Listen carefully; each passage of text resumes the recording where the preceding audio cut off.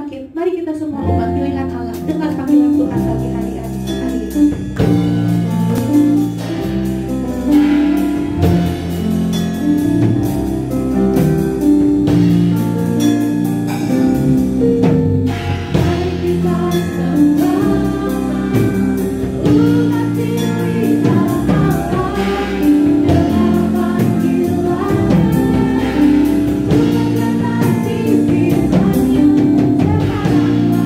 Dunia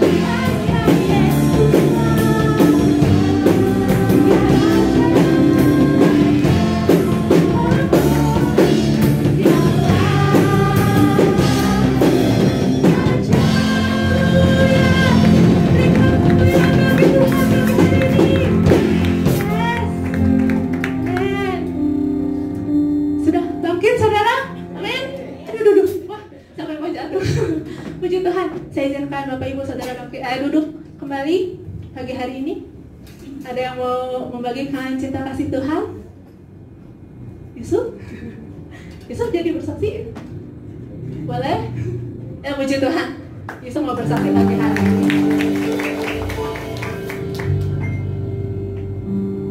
Shalom. Saya ingin membagikan kesaksian saya selama saya di camp kemarin. Waktu awal mau pergi ke camp, saya mempunyai banyak masalah. Jadi kayak mau pergi ke camp itu, hati saya kayak bingung gitu mau pergi atau enggak. Tapi setelah itu saya pikir-pikir, saya paksain aja saya pergi. Lalu sampai ke sana, saat pujian penyembahan malam hari, saya merasakan ada hadirat Tuhan di tengah-tengah saya. Dan saya itu sedang membayangkan sedang berada di dalam ruangan. Ruangan itu sangat gelap dan ada suara-suara yang menakutkan kalau menurut saya. Tapi saya memberanikan diri, saya memanggil nama Tuhan di dalam ruangan tersebut. Saya berdoa, Tuhan tolong saya takut di dalam ruangan ini. Lalu di arah depan saya itu seperti ada cahaya terang yang menyinari ruangan itu. Dan saya berpikir itu cahaya datangnya dari Tuhan yang menyinari jalan-jalan saya.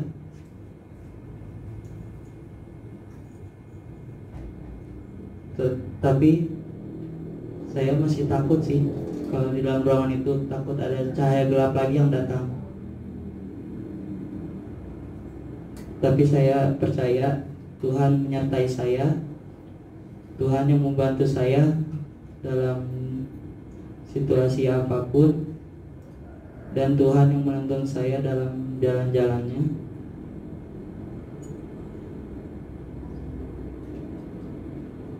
Lalu pada kebesokan harinya kita mulai lagi pujian penyembahan pagi-pagi.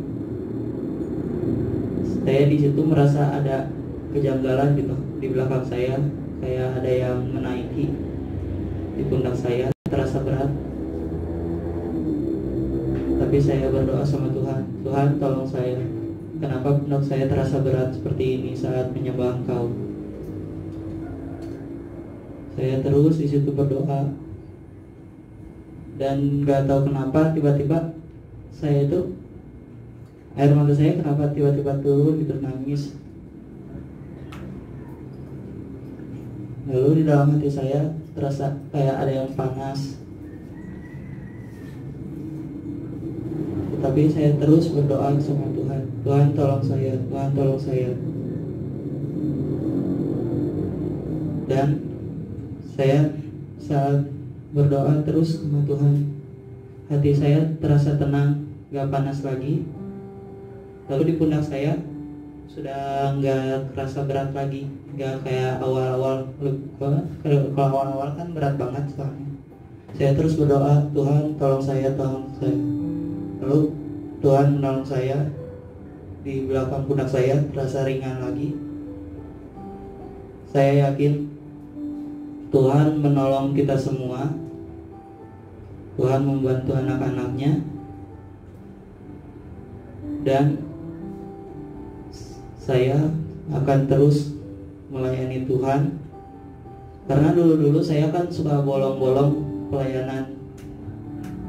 Tapi saya percaya dari sekarang sampai selama-lamanya saya akan terus melayani Tuhan. Saya tidak akan bolong-bolong lagi.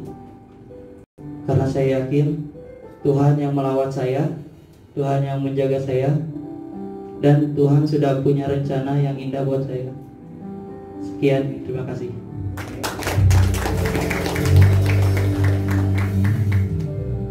Ya, puji Tuhan ya.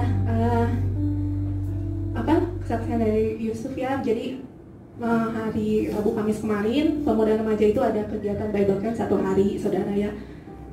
Ya puji Tuhan kami melihat setiap pemuda remaja yang hadir pada saat acara kemarin itu dilawat oleh Tuhan, menerima pemulihan gitu ya, dilepaskan dari keterikatan gitu, melepaskan juga pengampunan. Jadi mengucap syukur ya, mungkin salah satunya Yusuf boleh kesaksian bahwa dia mengalami kelegaan setelah mengalami camp itu, mengikuti camp itu. Puji Tuhan. Kedepannya masih ada juga, masih dalam doa ya. Jadi masih akan ada lagi acara seperti itu, continue gitu ya.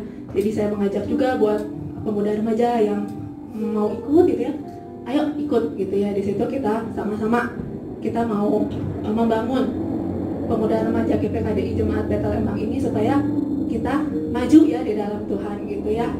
Karena nggak mungkin ya tantenya lagi yang melayani papa mamanya, saatnya saudara-saudara sekalian yang melayani di tempat ini. Amin. Mari kita akan siapkan hati kita mau mendengarkan kebenaran firman Tuhan pagi hari ini.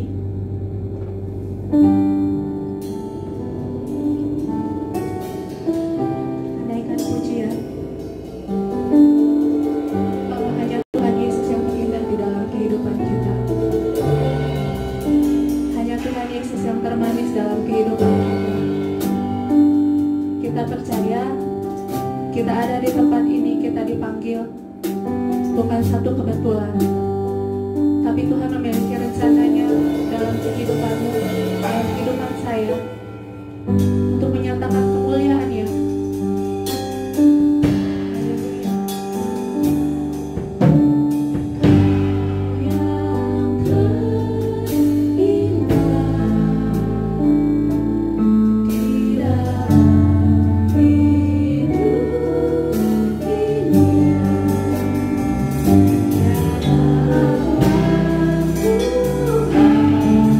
Yang setia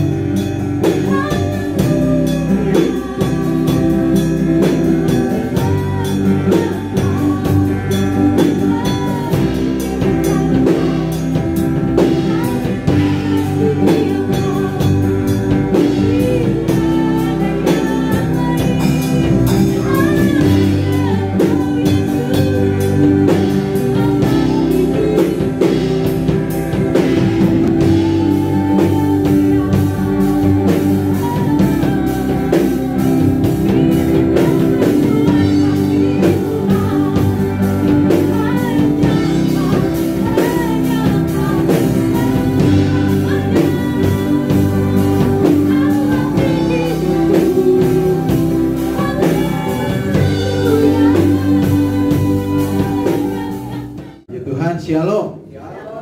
Apa kabar? Luar biasa. Ya, saya percaya bahwa kita semua ada dalam perlindungan Tuhan. Amin. Ya tadi Yusuf sudah bersaksi bagaimana Tuhan hadir, bagaimana Tuhan melawat Yusuf. Dan sebenarnya ada satu yang terlewat Yusuf bersaksi. Yusuf itu mendengar suara Tuhan saat itu ya. Dan Tuhan Yesus bilang pada Yusuf, anakku kembali kepadaku, dosamu telah kuampuni. Itu sebenarnya yang Tuhan sampaikan kepada Yusuf. Ada satu pemulihan yang besar, dan saya juga pada saat itu merasakan kehadiran Tuhan yang begitu dahsyat dan luar biasa. Dan saya pikir tadinya Bible Camp itu bisa batalin. Aduh, saya pikir tapi gimana ya, saya nggak damai. Udahlah, saya putuskan untuk camp ini diadakan. Dan saya bersyukur sama Tuhan. Saya melihat Tuhan bekerja, saya melihat Tuhan itu melawat semua pemuda. Saya melihat tidak ada pemuda satupun yang tidak menangis. Semua menangis, saudaraku ya.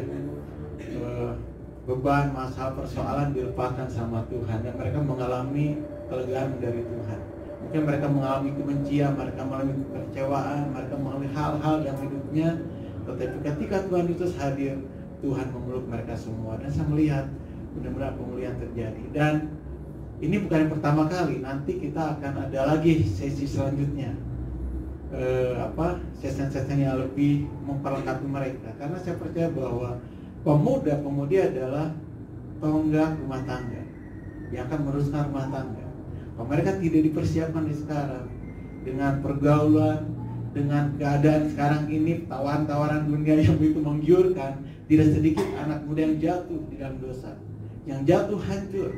Oleh karena itu kami dari Gembala, mulai dari sampai wakil-wakil Gembala, kita mau mempersiapkan para pemuda itu menjadi pemuda-pemuda yang militan, pemuda-pemuda yang radikal, yang hidup dalam kebenaran firman Tuhan.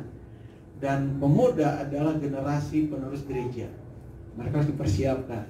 Jadi untuk orang tua nanti ke depan ada lagi camp, tolong support mereka, karena kami punya tujuan, kami punya visi yang jelas ke depan. Dan mereka dipersiapkan menjadi pribadi-pribadi yang handal, baik dalam pelayanan, baik nanti dalam pekerjaan mereka, baik nanti ketika dia masuk dalam rumah tangga. Saya merindu supaya mereka masuk dalam rumah tangga sungguh-sungguh berkati Tuhan, yang menjadi berkat bagi orang lain. Para pemuda menjadi seorang pria yang sungguh dapat diandalkan oleh Tuhan, ditanda yang bisa diandalkan oleh istri dan anak-anaknya kelak nanti. Dan para wanita juga, wanita yang bijaksana, yang mengerti kehendak Tuhan dalam hidupnya. Itu kerinduan kami. Jadi mari kita doakan pemuda-pemudi untuk menjadi satu pribadi yang sungguh-sungguh berkenan di hadapan Tuhan. Banyak saksian dari Yohanes pun juga banyak saksian bagaimana Tuhan mengubah hidupnya, bagaimana Tuhan menjamah dia, bagaimana dia mendapat penglihatan yang luar biasa, dan banyak yang lain. Dan saya tanya ke Petra juga dapat kelegaan luar biasa, saudara ya.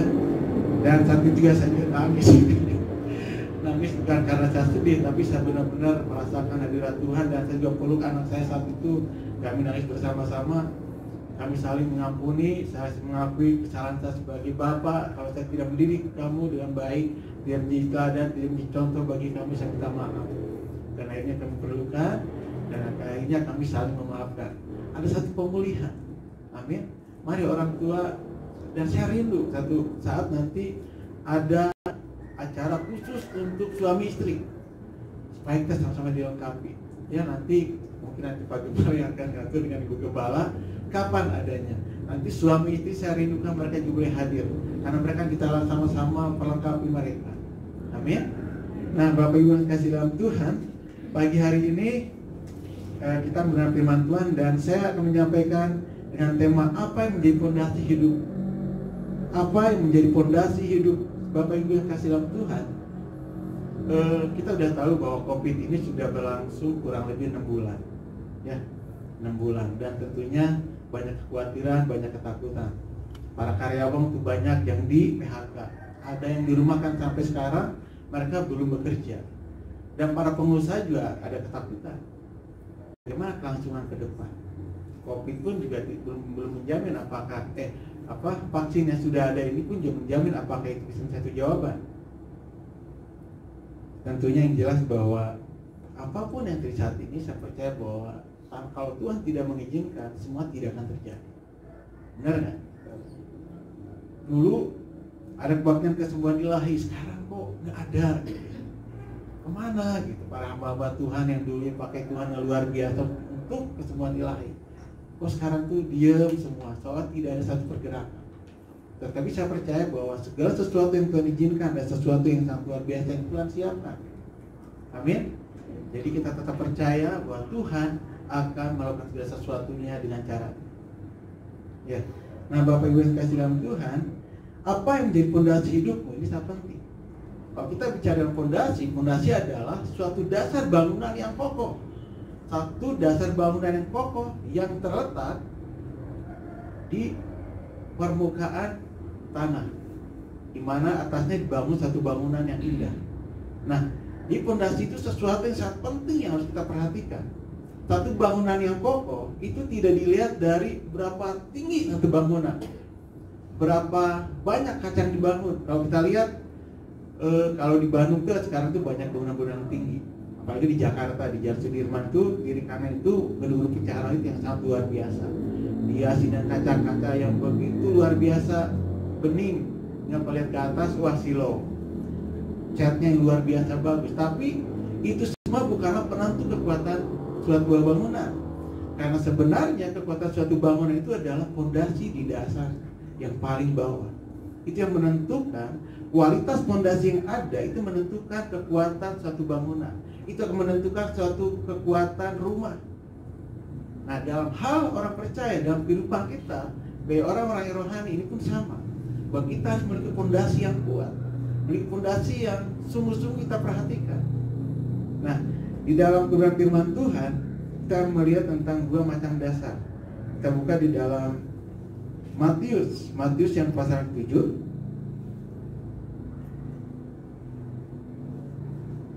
Ini sudah sering kita baca, Matius pasal 7 ayat 24 sampai dengan 27.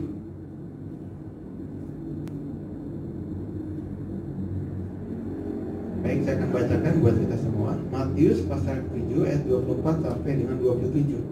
Dua macam dasar. Setiap orang yang mendengarkan perkataanku ini dan melakukannya, ia sama dengan orang yang bijaksana, yang mendirikan rumahnya di atas batu. Kemudian turunlah hujan dan datanglah banjir. Lalu angin melanda rumah itu, tetapi rumah itu tidak rubuh, sebab didirikan di atas batu. Tetapi setiap orang yang mendengar perkataanku ini dan tidak melakukannya, ia sama dengan orang yang bodoh, yang mendirikan rumahnya di atas pasir. Kemudian turunlah hujan dan datanglah banjir, lalu angin melanda rumah itu, sehingga rubuhlah rumah itu dan hebatlah kerusakannya. Nah, Bapak Ibu yang kasih dalam Tuhan, di dalam Matius pasal 7 ayat 24 sampai 27 itu dikatakan ada dua tipe orang yang bijaksana dan orang yang bodoh. Orang yang bijaksana dan orang yang bodoh itu sama-sama membangun rumahnya. Orang bijaksana dan orang yang bodoh itu sama-sama membangun rumahnya. Namun perbedaannya, orang bijaksana dia membangun rumahnya di atas batu. Orang bodoh membangun rumahnya di atas pasir. Nah, saudara kasih dalam Tuhan, di dalam ayat yang ke-27 ini dikatakan seperti ini. Ayat 25. Kemudian turunlah hujan dan datanglah banjir, lalu angin melanda rumah itu, tetapi rumah itu tidak rubuh sebab didirikan di atas batu. Sementara ayat 27, kemudian turunlah hujan dan datanglah banjir, lalu angin melanda rumah itu sehingga rubuhlah rumah itu dan hebatlah kerusakannya. Bapak Ibu kasih dalam Tuhan, orang bijaksana dan orang bodoh itu sama-sama menghadapi persoalan. Termasuk saat ini COVID. Orang kaya, orang miskin, semua golongan menghadapi yang sama, persoalan yang sama. Orang bodoh sama orang bijaksana sama-sama menghadapi persoalan. Tetapi ketika datang banjir, ketika datang hujan, kita melihat bahwa orang bijaksana rumahnya tetap berdiri kokoh. Sementara orang bodoh rumahnya hancur, berantakan. Kenapa? Karena dasarnya berbeda. Orang bijaksana membangun rumahnya di atas batu. Orang bodoh membangun rumahnya di atas pasir. Nah, Bapak Ibu yang kasih dalam Tuhan, rumah ini bicara tentang kehidupan kita. Rumah bicara tentang pelayanan kita. Rumah bicara tentang usaha, pekerjaan kita, keluarga kita. Rumah bicara tentang segala aktivitas kehidupan kita. Apakah segala kehidupan kita ini dibangun di atas fondasi yang kokoh atau tidak? Ini penting, saudara.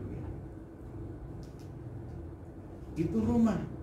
Lalu batu, lalu pasir ini bicara tentang apa? Ini sangat penting, sudah kasih dalam Tuhan, kita bisa pelajari.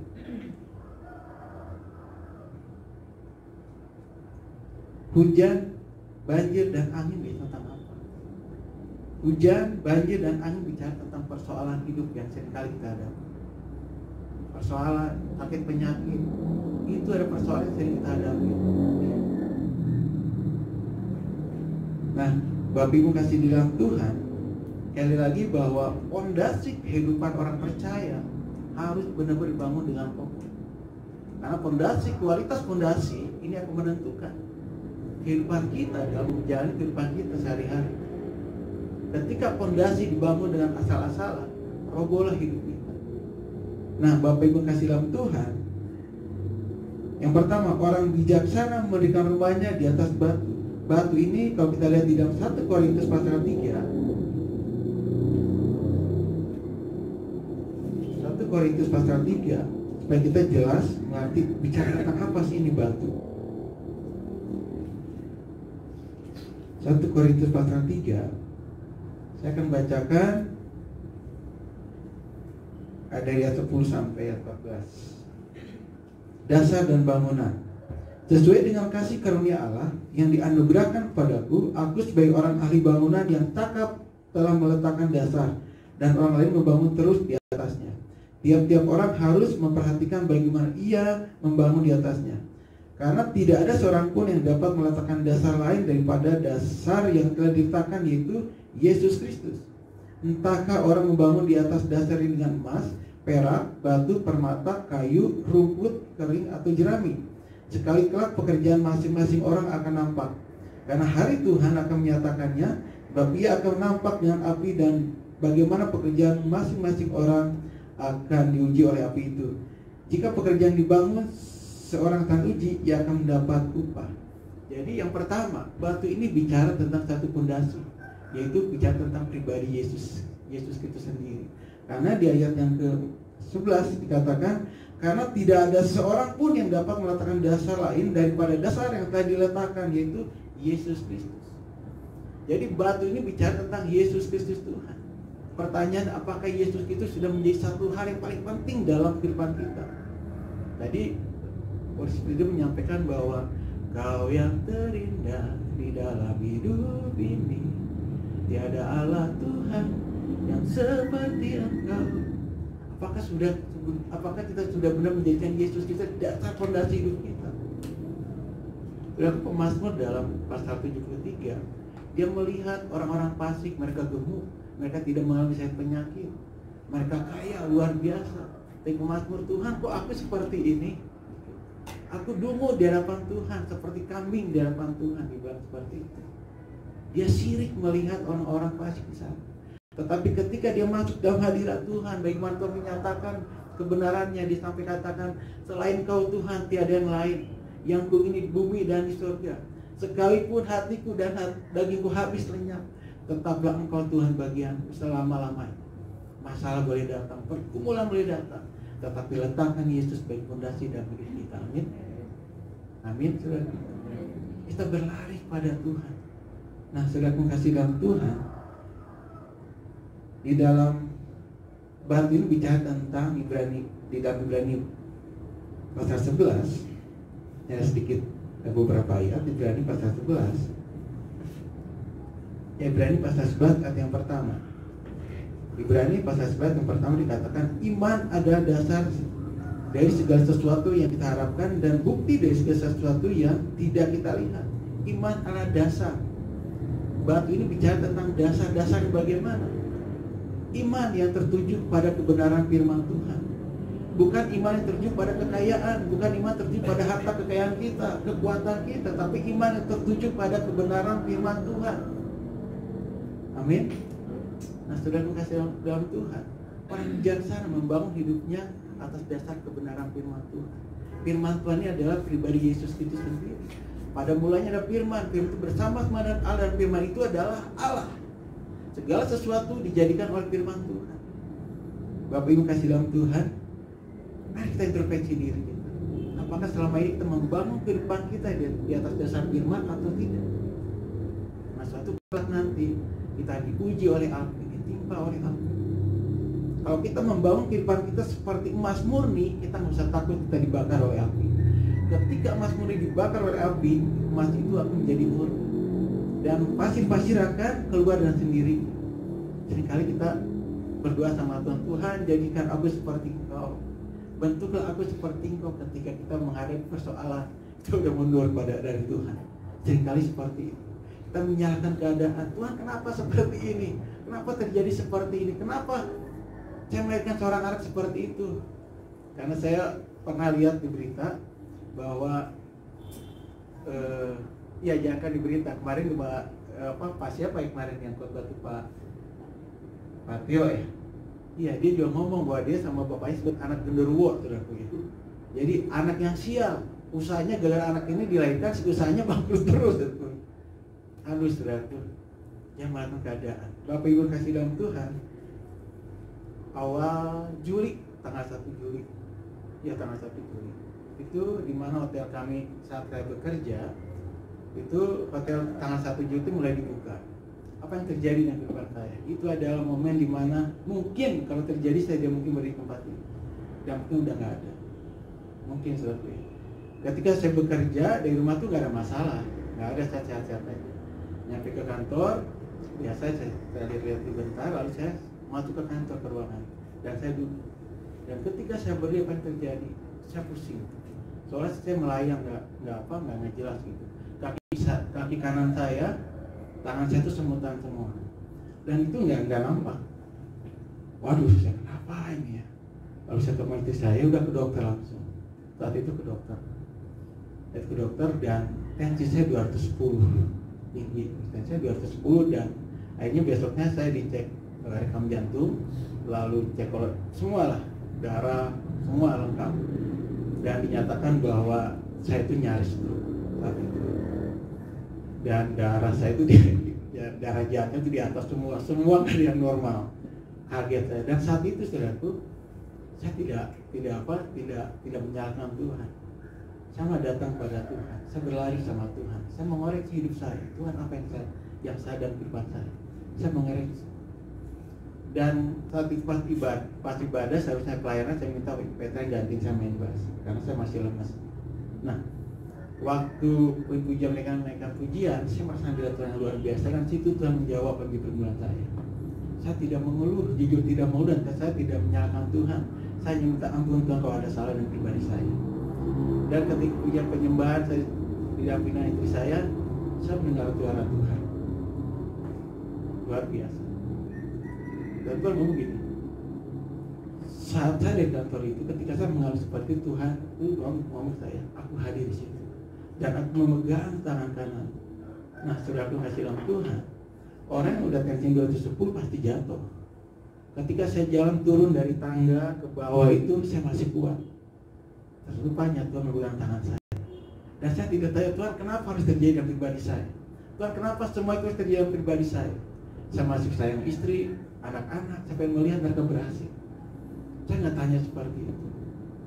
Saya hanya bersyukur sama Tuhan. Saya menangis sama Tuhan. Tuhan memegang tangan saya. Tuhan berikan kemampuan. Saya bisa berjalan sampai ke dokter dan nyatakan hampir sembuh. Dan sekarang menjalani proses makan juga nggak enak. Orang bisa makan daging ayam, orang bisa makan rendang, wah semua.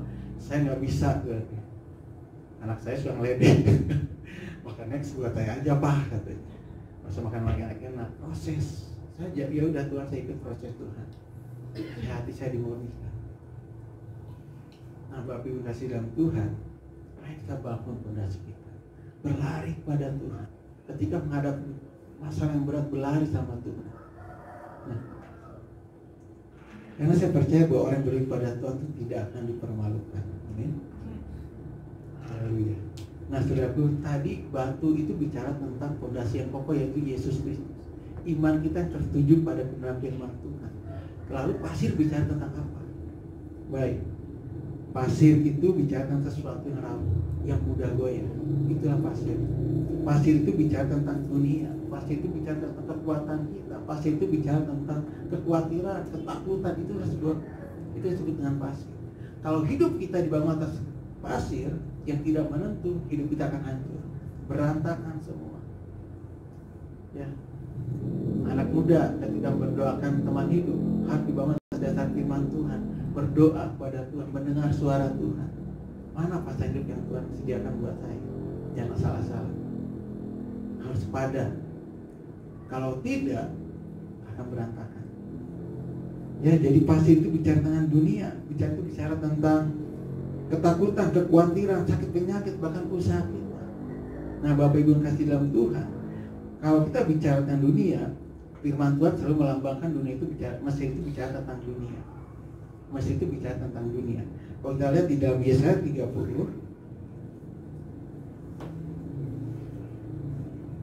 Yesaya pasal yang 30.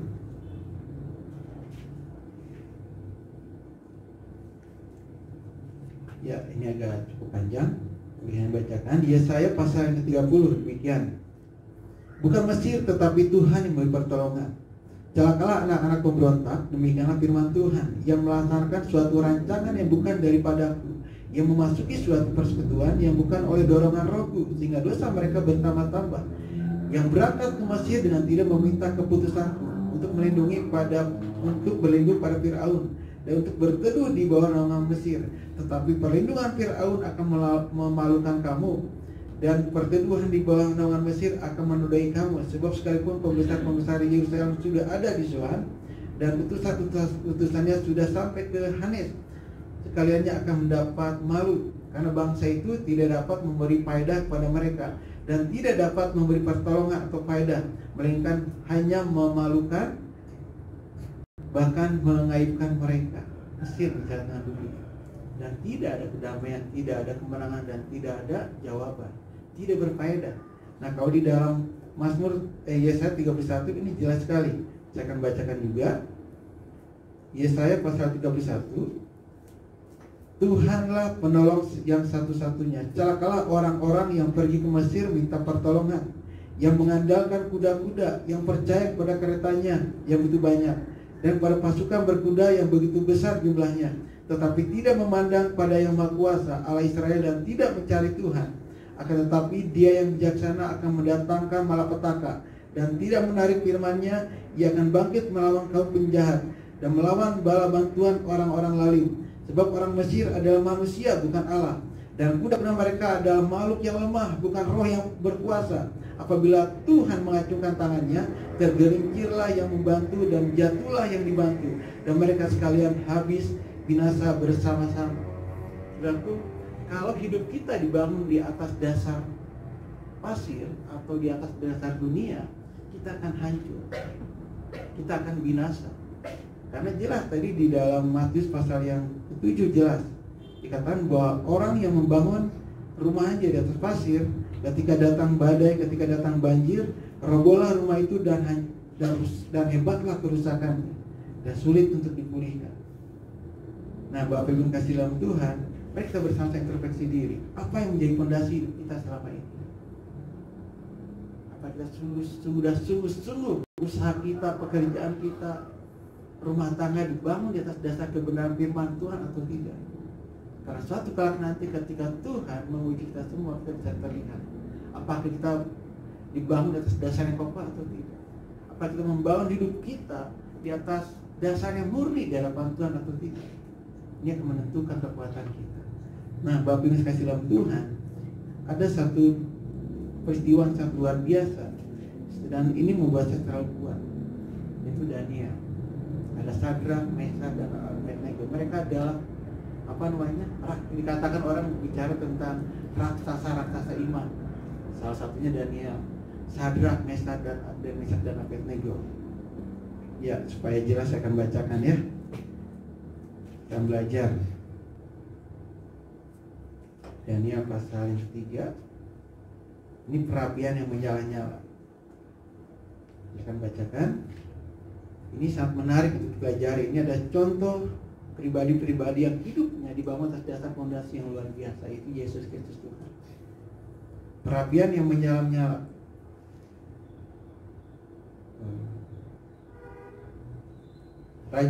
Perapian Raja Nebukadnezar membuat sebuah patung emas yang tingginya 60 hasta dan lebarnya 60 hasta yang didirikannya di dataran Dura di wilayah Babel. Lalu Raja Nebukadnezar menyuruh orang mengumpulkan para wakil raja, para penguasa, para bupati, para penasihat negara, para bendahara, para hakim, para ahli hukum, dan semua kepala daerah untuk menghadiri pentabisan patung yang telah didirikannya itu. Lalu berkumpullah para wakil raja dan para penguasa, para bupati, para nasihat negara, para bendahara, para hakim, para ahli hukum, dan semua kepala daerah untuk menghadiri pentabisan patung yang telah didirikan Raja Nebukadnezar itu. Dan bersetulah seorang bentara dengan suara nyaring, beginilah dititahkan kepadamu, hai orang-orang dari segala bangsa, suku bangsa, dan bahasa. Demi kamu mendengar bunyi sangkakala, seruling, kecapi, rebab, gambus, serdam, dan berbagai-bagai jenis bunyi-bunyian, maka haruslah kamu sujud menyembah patung yang telah didirikan Raja Nebukadnezar itu. Siapa yang tidak sujud menyembah akan dicampakkan juga ke dalam perapian yang menyala-nyala. Sebab itu demi segala bangsa mendengar bunyi sangkakala, seruling, kecapi, rebab, gambus, dan berbagai-bagai jenis bunyi-bunyian, maka sujudlah orang-orang dari segala bangsa, suku bangsa, dan bahasa, dan menyembah patung emas yang telah didirikan Raja Nebukadnezar itu. Pada waktu itu jugalah tampillah beberapa orang Kasdim menuduh orang Yahudi. Berkatalah mereka kepada Raja Nebukadnezar, ya Raja kekalah hidup Tuanku. Tuanku Raja telah mengeluarkan titah bahwa setiap orang yang mendengar bunyi sangkakala, seruling, kecapi, rebab, gambus, serdam, dan berbagai jenis bunyi-bunyian harus sujud menyembah patung emas itu. Dan bahwa siapa yang tidak sujud menyembah akan dicampakkan ke dalam perapian yang menyala-nyala. Ada beberapa orang Yahudi yang pada mereka telah Tuanku berikan pemerintahan atas wilayah Babel, yakni Sadrak, Mesak, dan Abednego. Orang-orang ini tidak mengindahkan titah Tuanku ya Raja. Mereka tidak memuja dewa Tuanku dan tidak menyembah patung emas yang telah Tuanku berikan.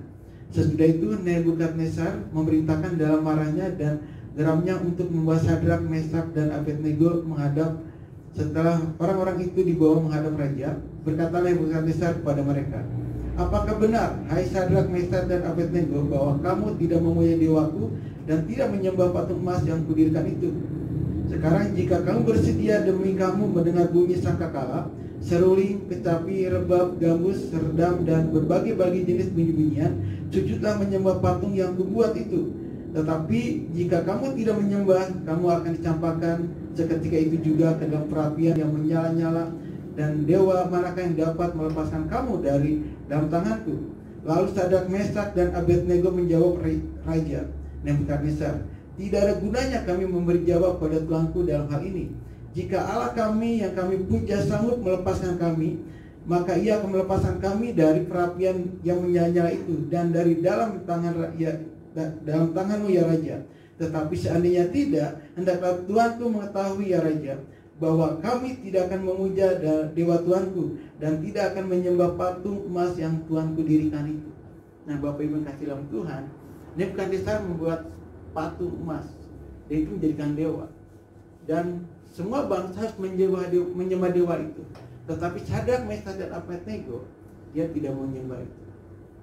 Ketika diperhadapkan sebuah kematian, dia tidak menyembah, dia tidak mau menuruti apa yang disampaikan oleh Nebukadnezar. Dikatakan tidak ada gunanya kami memberi jawab pada Tuanku dalam hal ini. Jika Allah kami yang kami puja sanggup melepaskan kami, maka ia akan melepaskan kami dari perapian yang menyala-nyala itu dan dari dalam tanganmu ya Raja. Tetapi seandainya tidak, hendaklah Tuanku mengetahui ya Raja, bahwa kami tidak akan memuja dewa Tuanku dan tidak akan menyembah patung emas yang Tuanku dirikan. Dengan kata lain, dia lebih baik mati daripada kehilangan iman. Daripada dia hidup kehilangan iman, dia lebih mati. Nah Bapak Ibu kasih dalam Tuhan, iman ini yang menjadi sesuatu yang sangat luar biasa buat saya. Harusnya orang Kristen berkata begini, Tuhan, aku tahu bahwa Tuhan sanggup menyembuhkan aku. Tetapi kalaupun Tuhan tidak menyembuhkan aku akan tetap menyembah Tuhan. Tuhan, aku tahu bahwa Tuhan akan sanggup menyelesaikan masalah persoalan hidupku. Tetapi kalau Tuhan tidak menolong saya tetap menyembah pada Tuhan. Amin. Nah, kalau kita datang beribadah pada Tuhan, kalau saya menyembah memuji Tuhan, mari katakan bersama-sama, Tuhan, kalau saya menyembah Tuhan, kalau saya memenuhi pujian, kalau saya melakukan musik, kalau saya datang beribadah kepada Tuhan, saya bukan untuk mencari berkat Saya melakukan semua itu karena saya mengasihi Tuhan. Amin. Ini Sadak Mesak dan Abednego itu luar biasa. Ketika imannya diperhadapkan dengan sebuah kematian. Saya pernah melihat anak Tuhan itu digorok. Saya lihat videonya. Waduh, sadis tuh. Tapi dia tetap teguh. Kenapa? Karena fondasinya dibangun dengan luar biasa. Ketika badai persoalan hidup datang, tergantung kita. Kekuatan kita terletak dari fondasi kita bangun. Apa yang menjadi fondasi dalam hidup? Bisa penting. Kalau kita salah membangun fondasi kita mudah tersinggung, mudah nyalakan gembala. Habis gembala sih nggak pernah mengunjungi, gue malas tuh ke gereja. Nyalahin si A, si B, si C, ngoreng-ngoreng kesalahan orang, itu udah jelas bahwa dia bukan orang kita yang dibangun di atas dasar batu, tapi di atas pasir. Imannya rapuh, imannya hancur. Nah, firman Tuhan mengajarkan kepada kita supaya kita memiliki fondasi yang kuat. Mari kita bangun fondasi yang kuat. Bagaimana kita membangun fondasi yang kuat? Pak Gembala dapat visi, Pak Gembala dapat tema, Focus on Jesus. Saya mau Focus on Jesus ini bukan sekedar slogan, Focus on Jesus. Kalau di Krias Jati 1, 2, 3, yes. Itu tidak menjamin. Tetapi mari kita bersama-sama jadikan Yesus itu fokus hal utama dan keempat. Ada 4 pilar. Bisa ditampilkan nggak ya? Yang fokus on Jesus tidak akan dipermalukan. Fokus on Jesus beroleh seluruh kebenaran. Fokus on Jesus berseru nama Tuhan diselamatkan. Fokus on Jesus bertekun dalam firman, iman ditambahkan. Ada 4 pilar. Ada nggak bisa ditampilkan? 4 pilar. Bagaimana kita membangun fondasi yang kokoh?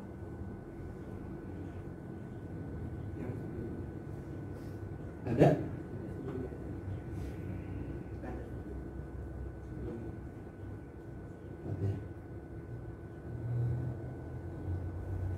Ya, salah satunya adalah pujian penyembahan, misi, doa, firman. Nah, kalau kita melihat Daniel, dia itu sehari 3 kali dia berdoa, memuji, menyembah Allah. Dia membangun fondasinya dengan Tuhan. Dia memiliki keintiman dengan Tuhan. Ya, jadi bagaimana kita membangun fondasi yang benar? Di dalam Matius, ini jelas sekali diajarkan juga. Matius pasal yang ke-7 tadi 2 macam dasar. Gini, tiap orang yang mendengar perkataanku ini dan melakukan. Bagaimana kita membangun fondasi kita? Belajar mendengar firman Tuhan. Berapa kali kita mendengar firman Tuhan dalam seminggu? Apakah hanya cukup sekedar ketika ibadah kita buat firman Tuhan, setelah itu di rumah kita lupa, atau ini dijadikan patung gitu, pajangan aja. Pas hari Minggu pagi-pagi bilang karena banyak tubuh. Mari bangun fondasi kita dan mendengarkan firman Tuhan. Benarkan bagaimana caranya? Intim dengan Tuhan, baca firman Tuhan, merenungkan firman Tuhan. Lalu kita doa pada Tuhan, naikkan doa syafaat, pujian penyembah dinaikkan pada Tuhan. Itu cara kita membangun fondasi yang kuat, memiliki keintiman dengan Tuhan. 4 pilar gereja, firman, doa, pujian, dan misi. Itu nggak kebetulan buat saya Gembala sedang menyampaikan, karena itulah fondasi hidup kita. Ada 4. Nah, Bapak kasih dalam Tuhan, saya kebayang ini ada kursi. Kursi ini ada 4 kaki. Kalau misalkan kakinya satu patah, apa yang terjadi? Nggak seimbang. Ya seimbang, membangun fondasi itu seimbang. Nah ini apa? 4 pilar, firman Tuhan, doa, pujian, penyembahan, dan misi. Ini harus ada dalam depan kita. Kami di rumah itu tiap malam baca firman mulai dari Kejadian. Termasuk anak saya yang paling kecil. Dia baca firman Tuhan. Pagi-pagi kita bangun merenungkan firman Tuhan. Ketika saya baca di Kejadian itu kadang ngerti, kadang enggak. Tapi tetap kami setia membaca firman Tuhan. Pokoknya ngerti nggak ngerti, makan tuh firman gitu. Tapi ada kalanya di titik tertentu firman itu disampaikan pada hari kekuatan. Mari kita belajar mendengarkan suara Tuhan. Bukan sekedar kita mendengar firman Tuhan dan berlalu begitu saja. Gali firman Tuhan. Gali firman Tuhan. Supaya apa? Supaya kita mendapat rema dari Tuhan. Firman Tuhan dalam Yohanes 15 katakan bahwa tinggallah di dalam aku dan firmanku di dalam kamu. Dalam bahasa aslinya firmanku ini bicara tentang rema. Ya. Nah, bagaimana cara kita dapat rema? Gali itu. Gali firman Tuhan itu, pelajari dengan sungguh-sungguh sampai kita mendapatkan rema. Rema itu sesuatu yang membuat kita sukacita, membuat kita ada iman kita dibangkitkan, bukan sekedar biasa kita mendengar, tetapi sampai benar-benar menjadi satu jawaban buat hidup kita. Abraham mendapat rema, apa menjadi bapak banyak bangsa. Yusuf dapat rema. Firmannya apa Yusuf yang didapat? Kemarin ada, dan setiap pemuda dapat rema firman dan mereka dikuatkan oleh firman itu sendiri. Luar biasa sekali. Nah, Bapak Ibu kasih dalam Tuhan, mari kita sebagai orang percaya pada Tuhan, mari kita bangun kehidupan kita di atas dasar firman Tuhan, di atas dasar Yesus Kristus sendiri, di atas iman yang tertuju pada firman Tuhan, yang mau dengar-dengaran apa kata firman Tuhan. Karena hidup kita tidak ditentukan oleh dunia, hidup kita tidak ditentukan oleh apa kata dunia, tapi oleh kata firman Tuhan. Kalau kita sakit, katakan, oleh biru-biru Yesus aku dari sembuh. Aku berharga di mata Tuhan. Dan saya percaya kalau kita membangun fondasi hidup kita benar di hadapan Tuhan, kita tidak akan dipermalukan. Sadrak, Meshach, dan Abednego, dia orang percaya kepada Tuhan ketika dia menghadapi kematian. Lebih dia mati daripada kehilangan iman. Tapi berita baiknya, orang yang mengandalkan Tuhan tidak pernah dipermalukan. Tidak pernah dipermalukan. Saya kemarin juga, Tuhan gimana ya gitu. Kalau saya sakit, aduh malu. Tapi enggak, Tuhan memegang tangan saya. Dan itu jelas ketika pujian penyembahan dinaikkan. Saya menangis di hadapan Tuhan. Saya bersyukur sama Tuhan. Saya tidak mengurutu, saya tidak ngomel-ngomel, saya tidak menyalahkan Tuhan. Saya nggak mau terjadi seperti bangsa Israel. Salah satu bangsa Israel yang masuk dalam tanah Kanaan adalah bersungut-sungut, tidak bersyukur kepada Tuhan. Bapak kasih dalam Tuhan, perhatikan saya. Orang yang bersungut-sungut, orang yang apa? Yang selalu dia bersungut-sungut itu seperti ini. Dia dengan kata lain seperti ini. Tuhan, engkau tidak becus. Aku harusnya di atas, Tuhan di bawah. Itu menyalahkan Tuhan. Betapa berdosanya kita di hadapan Tuhan. Makanya bangsa Israel tidak masuk dalam tanah Kanaan karena bersungut-sungut salah satu selain penyembahan berhala. Nah, Bapak Ibu kasih dalam Tuhan, mari pada pagi hari ini firman Tuhan sudah disampaikan. Mari kita bangun hidup kita dengan fondasi yang benar.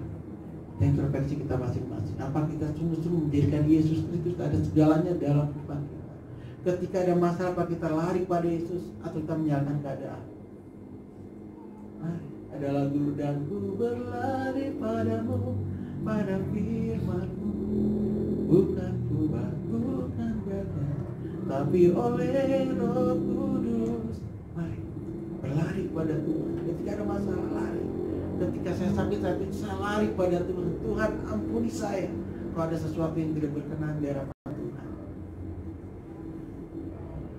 Mari firman Tuhan menjadi kekuatan bagi kita semua. Dan kita introspeksi sekali lagi, introspeksi hidup kita semua. Apa kita sungguh-sungguh sudah dibangun di atas fondasi yang benar? Mari kita akan berdoa, kita pujian.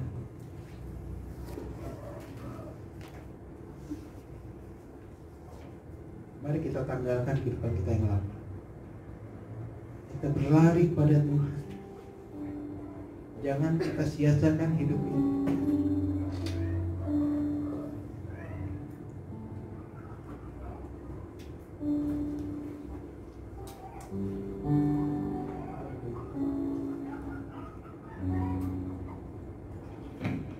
Salah satu yang membuat fondasi kita hancur, ada seringkali kita kompromi dengan dosa.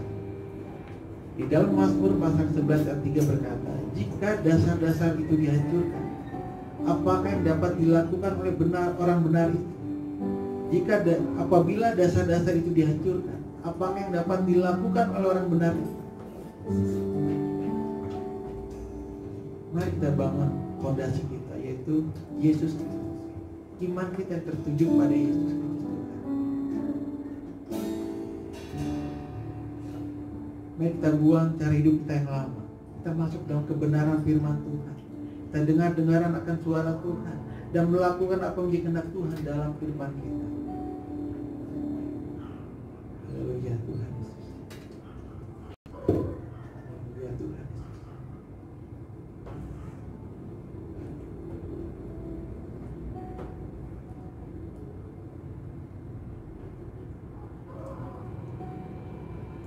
Kita pujian walau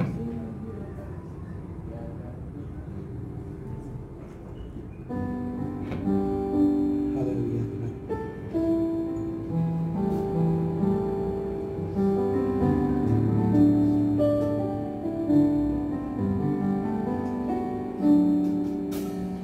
Tiada pernah ku ragukan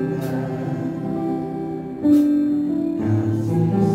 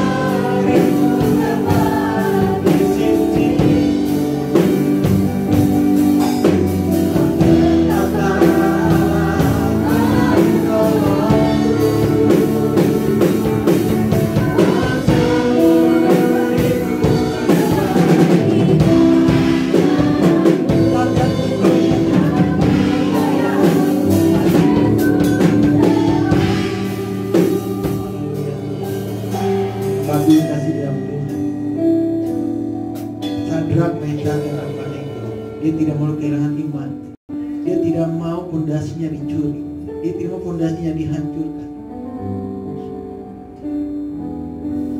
Dia kokoh menghadapi kematian dalam hidupnya. Dia dekat dengan Tuhan dan dia berkata, aku tetap memilih Tuhan. Lebih baik kehilangan nyawa, lebih baik kehilangan hidup, tetapi tidak kehilangan iman pada Tuhan. Bapak Ibu kasih dalam Tuhan, Tuhan Yesus mengasihi kita semua.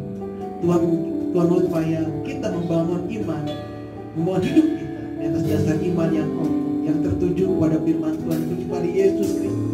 Hidup kita berpusat pada Tuhan.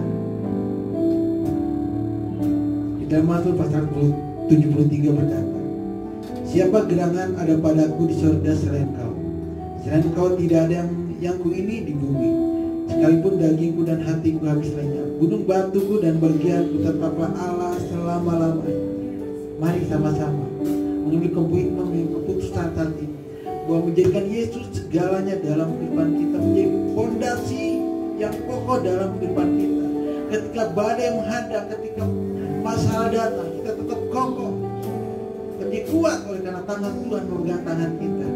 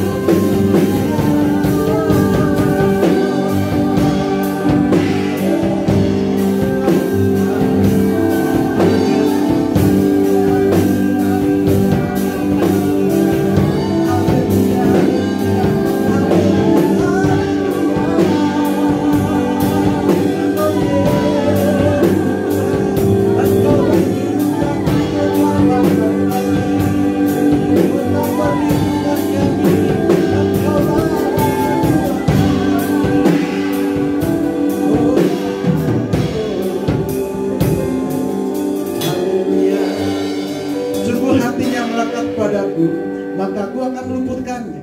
Aku akan membentenginya sebab ia mengenal namaku. Hati yang melekat pada Tuhan bicarakan keintiman kita dengan Tuhan, membangun komunikasi yang intim dengan Tuhan, melewati baca firman Tuhan, lewat perenungan firman Tuhan, lewat doa, lewat pujian penyembahan, kita bangun keintiman kita dengan Tuhan. Dan Tuhan berkata, sungguh hatinya melekat padaku, maka aku akan meluputkannya. Ada satu janji, orang-orang dekat pada Tuhan, ada satu jaminan bahwa Tuhan memegang tangan kita semua. Kita menjadi menjadi pribadi yang kuat, yang kokoh, yang menjadi jawaban bagi dunia yang gelap ini. Siapapun kita, baik anak muda, orang tua, mari jadikan Yesus segalanya dalam kehidupan kita. Mari kita melekat pada Tuhan, hati kita melekat pada Tuhan. Haleluya Tuhan. Terima kasih Tuhan. Haleluya Tuhan. Haleluya Tuhan. Terima kasih Tuhan. Terima kasih Tuhan. Terima kasih Tuhan. Haleluya Tuhan. Terima kasih Tuhan. Haleluya. Haleluya.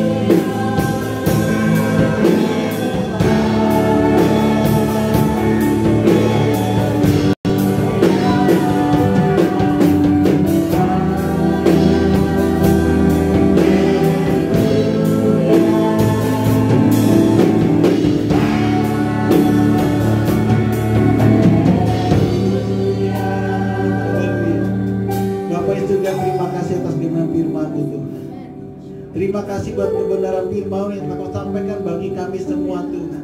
Kami diajar supaya kami membangun kehidupan kami yang kokoh, dibangun di atas dasar yang kokoh, yaitu firman itu sendiri Tuhan. Dan kami katakan bahwa Engkaulah segalanya dalam kehidupan kami Tuhan. Engkaulah segalanya dalam kehidupan kami, terlebih dari segala yang ada Tuhan.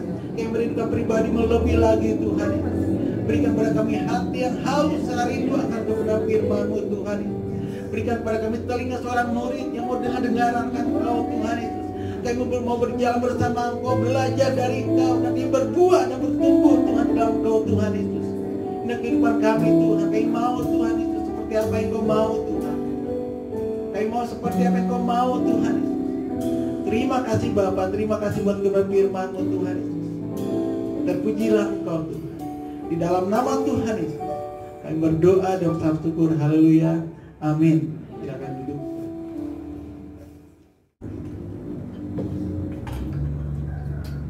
Bapak Ibu silakan duduk. Mari kita meresponi perjamuan Tuhan pagi hari ini dengan berkata, Bapa Engkau baik.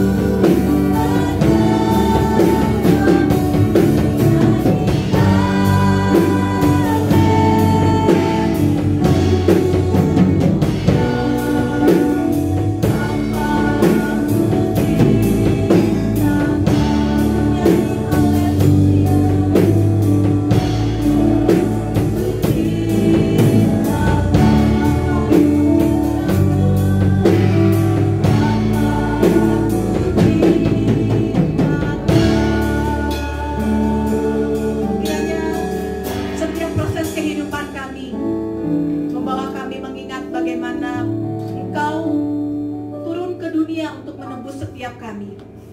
Dan dalam perjalanan salib, Engkau mengalami apa yang kami alami di muka bumi ini ya Tuhan.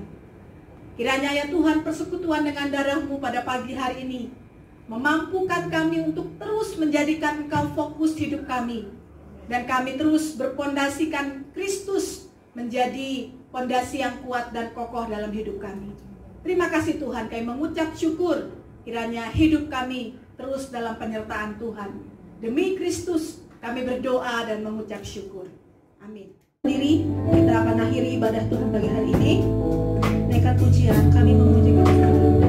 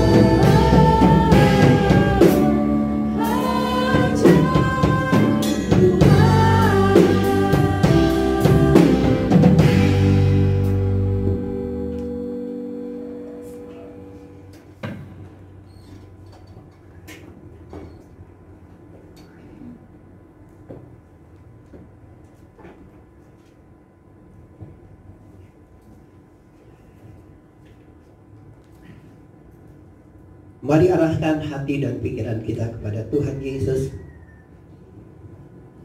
dan pulanglah dengan membawa berkat. Tuhan memberkati engkau dan melindungi engkau. Tuhan menyinari engkau dengan wajahnya dan memberi engkau kasih karunia. Tuhan menghadapkan wajahnya kepadamu dan memberi engkau damai sejahtera. Di dalam nama Bapa dan Putra dan Roh Kudus, yaitu di dalam nama Tuhan Yesus Kristus. Dengan iman kita yang percaya sama-sama katakan amin.